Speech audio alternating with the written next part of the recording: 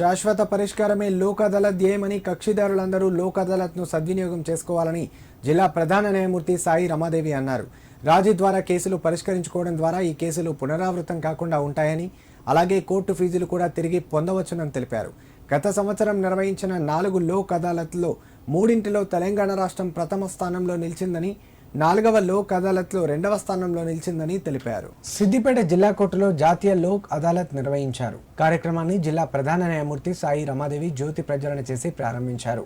అనంతరం పలు కేసులను రాజీ ద్వారా పరిష్కరించారు. ఈ సందర్భంగా వారు మాట్లాడుతూ, ఈ రోజు పెండింగ్ లో ఉన్న 1806 కేసుల వరకు పరిష్కరించే అవకాశం ఉందని జిల్లా ప్రధాన న్యాయమూర్తి సాయి రమాదేవి తెలిపారు. సంవత్సరాల తరబడి కోర్టు చుట్టూ తిరిగే బదులు ఇరుపక్షాలు రాజీ మార్గం ద్వారా కేసులు పరిష్కరించుకోవాలని సూచించారు. జిల్లా కోర్టులో ప్రత్యేక బెంచ్లు ఏర్పాటు చేసి కేసులు పరిష్కరిస్తున్నామని ఆమె తెలిపారు. ఈ కార్యక్రమంలో జిల్లా న్యాయ సేవాధికార సంస్థ కార్యదర్శి న్యాయమూర్తి స్వాతిరెడ్డి, న్యాయమూర్తులు మిలింద్ కాంబ్లీ, శ్రావణి యాదవ్, తరుణి, బార్ అసోసియేషన్ అధ్యక్షుడు జనార్దన్ రెడ్డి పాల్గొన్నారు.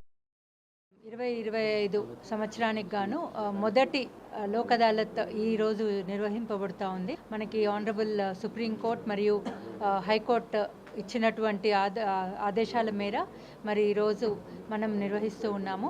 సిద్దిపేటలో మొత్తంగా 1806 కేసెస్ ఐడెంటిఫై చేయడం జరిగింది.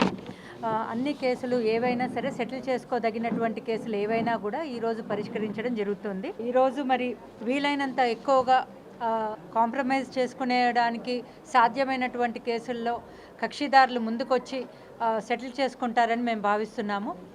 అలానే మరి గత సంవత్సరము మనము 3 సార్లు తెలంగాణ రాష్ట్రం ఫస్ట్ నిలబడింది కంట్రీ వైడ్. అలానే లాస్ట్ లోక్ అదాలత్ అంటే 4th లోక్ అదాలత్లో సెకండ్ నిలబడడం జరిగింది. మరి ఈసారి కూడా మరి అందరము కూడా కృషి చేసి ఈసారి కూడా మన రాష్ట్రాన్ని ముందుగా నడుపుతామని నేను కోరుకుంటున్నాను.